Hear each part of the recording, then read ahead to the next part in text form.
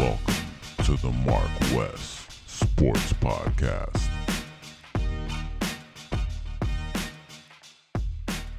Shit like that. You feel what I'm saying? I think you're gonna be ready to cover high school football. So I don't know how engaged you're gonna. Yeah. Thursday, I'm going to Texas this week, man. It's Texas. So you're not gonna watch it? Yes, the I'm Red. Me and the wife probably gonna do something that night, and just Yes.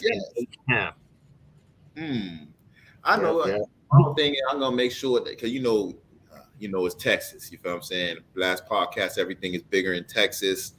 And a lot of people don't like people from Miami, so make sure that you stay on point with wifey. You feel me? Because the hate is gonna be there, and especially if it happens how we think it's gonna happen, as far as with us winning.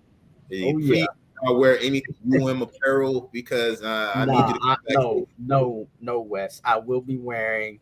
Hey, if they win, I'm gonna be there all day on Sunday because we don't leave until Monday actually. All day Sunday, if we win, I am gonna be all caned out. So if we win the actual game and you're over there covering the game, like please, I need to catch footage of you talking shit, something. You feel me? Walking down, you feel me? Saying "Go Canes," something. I need some of that. That'll make me feel so much better. You feel what I'm saying? Because like after they lost last week, it made me feel some type of way. I know we still talking NFL, but it did make me feel some type of way to see Texas A&M lose because we won. We're gonna play them, and now you're ranked in the 20. Before you go into that, let's talk about the big game coming up this week, baby. We've been talking about this game all year, really, ever since it came out on the schedule. We're like, oh, Texas A&M at Texas A&M. That's a big game, and here it is finally after two relatively easy wins for the Miami Hurricanes. They finally get a real test against Texas A&M at Kyle Field at the 12th man, yada yada, all that. Texas A&M is like one of the most overrated programs in college football. Of course. Texas A&M ain't never won nothing. Nothing. They never won a championship. Never. Ever. Yeah, and still they got all this lure, like so-called lure around them. They got really good facilities. They got a cult-like fan base over there, and Texas for years has been dogging them, and that's they rival. And now they're in the SEC, and they think they had Johnny Manziel for a couple of years, and they thought they was somebody for a couple of years, and and now. Last week, you started talking about it.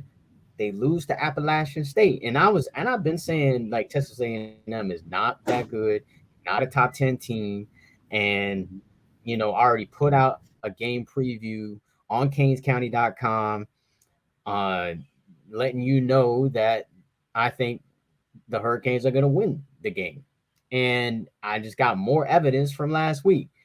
Appalachian State, they're a decent team. But there's no way that you shouldn't be able to score against an Appalachian State defense.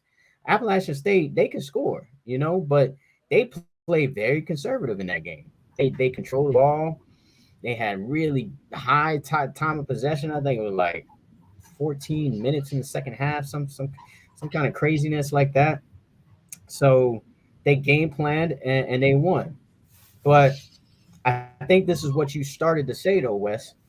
Is now this team is going to come out hungry. They're going to come out like, oh, we lost last week to a cupcake, to an alleged cupcake we were supposed to win. And now they're going to be extremely focused to try to win this game. We all know that crowd is going to be hostile, loud. It's at night. And that crowd is going to do whatever it can to take Miami out of the game. I was at the press conference today. And the defensive coordinator for Miami, Kevin Steele, he coached at Auburn and a couple of other places in SEC, and he said that it's so loud that you can't even hear in the headset. Like when you're trying to communicate to the coaches, players, like you can't even hear the person in your headset that it's that loud. And so it's going to be a really loud environment. I hope they can they can handle it all. But like I said, I do not think Texas A&M is that great. They dropped down to 24th. They dropped down to 24th in the rankings. Miami moved up to 13th. So you know what? Let me check if we even favored to win this game. But I still think that No, we're not favored. I think they still got Texas A&M by 5. But yeah, regardless of the fact, me and you, we know that they trash, man. The funny thing that them losing to Appalachian State, and Miami always beat Appalachian State. You know what I'm saying? It's kind of like they prepped themselves. Exactly. They prepped against Appalachian State thinking that they have a lot of recruits coming out of Florida, South Florida. Appalachian State, they recruit highly in South Florida. So yeah, you may not be getting the 5 stars, 4 stars, but you're going to get some good players, some good athletes, people that probably was rated a 2-star, that's a 3-star, or people that was a 3-star, that's a 4-star, something like that. So, I think that even though, like you were saying and alluding to that, they're saying, Texas A&M is stadium is always so loud, but if your ass losing, your ass ain't gonna fucking be loud. Your ass gonna be silent, just like Appalachian State did to your ass last week. Like, ain't nobody worried about none of that. You know what I'm saying? So again, at the end of the day, I think that as long as Miami come out strong, normally we like to kick the ball off first to go ahead and come back second half and get the ball first. But I think we need to start the game with the ball first, score on the first drive. If we could do that, college here, they're going to go ahead and be so silent that they're like, damn, not again. Yeah, that's a lot of pressure. That's a lot of pressure, though. Yeah, that's a lot of pressure, but damn, pressure bust pipes. You feel what I'm saying? We from Dade County, man. At the end of the day, we got TVD. We over here got a decent defense. Our defense is not a fluke, unlike Texas A&M, because I'm going to say you a fluke just because what you let Appalachian State do to you. Y'all gave them like $1 million just to play your ass, and then your ass lost.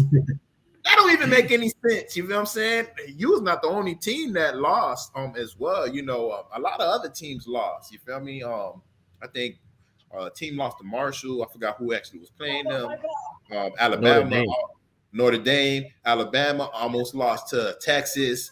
And Texas looked good. They did look good, even though we're talking about the Canes, but Texas did look good. And, they probably going to be a little better, You got Arch Manning going over there in the near future. So, I see good things over there for Texas, not Texas A&M, but Texas. But back to our game. We're going to go ahead and let these motherfuckers know that, look, we from Dade County. We did not fly all over there.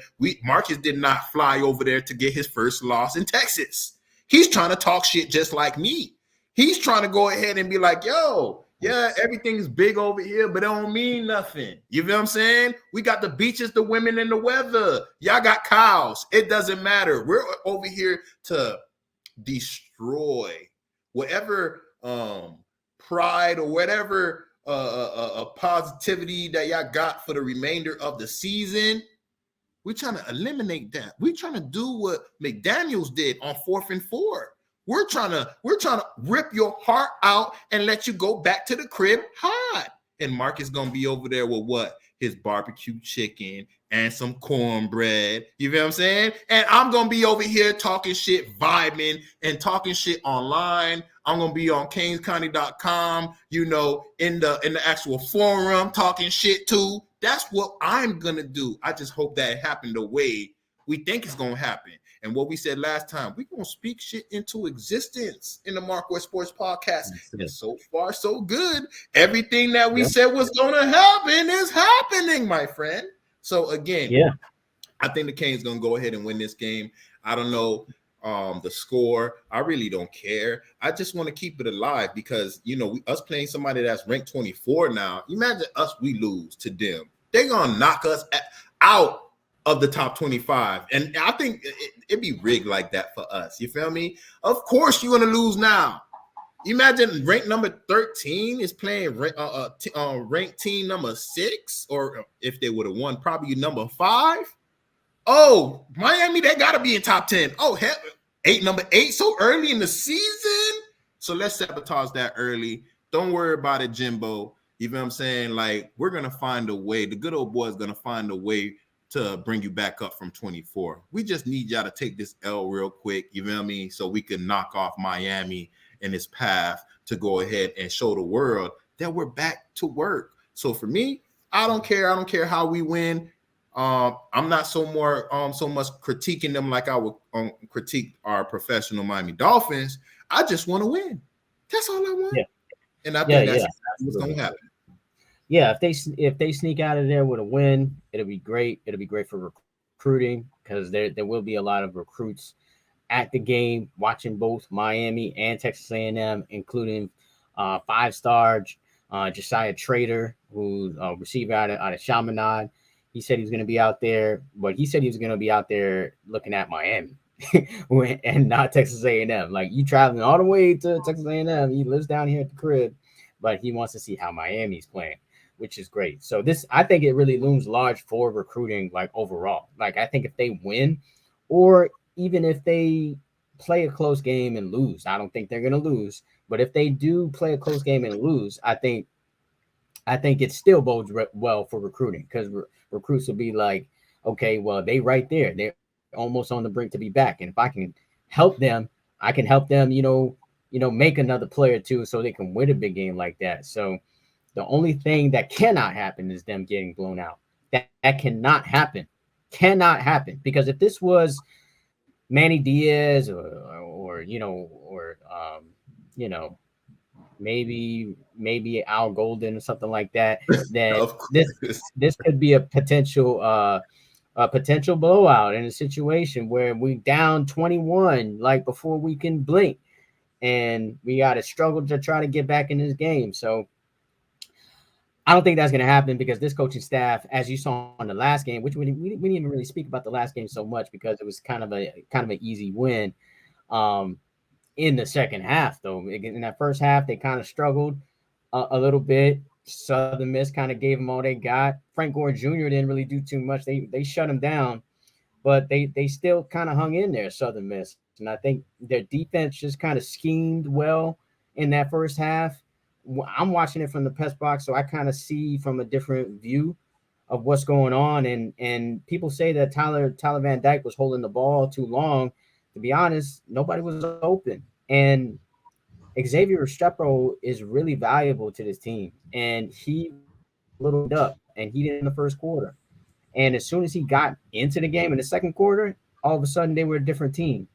So Xavier Restrepo is like, by the way, I linked up with his dad kind of weirdly after the game. I was at Hooters. Just after the game, wrote my story, and I was like, let me just go to Hooters, grab something to eat. Yeah, but I went in there and I wasn't feeling the vibe in there. I felt like it was too loud in there. Like I just wanted a little bit more quiet, so I just went in there, used the bathroom, and I came out, and I seen his dad out there. I kind of recognized him. We kind of looked at each other like, he was like, "You ready for the games?" And I was like, "Yeah." So we just chatted a little bit, and he said he's going to be out there, of course, for the Texas A&M game. And he said that he's gonna be out there tailgating, and for me to stop by. So I may be hanging out with the Restrepos before the Texas A&M game. But anyways, he is definitely a player to watch in this game. He's the one that's going to be making plays. He I hate to say this because he's white, but he is the Braxton Berrios of this team. As in, whenever we needed a play, Braxton Berrios was there, and Restrepo is gonna be that same type of player. And the other thing too is that I feel like the offensive coordinator for Miami has been conservative with his play calling. He ain't really been pulling out the big guns. The one time he pulled out the big guns was the flea flicker, right? That's the one time where you're like, oh, that's creative, and then boom, touchdown.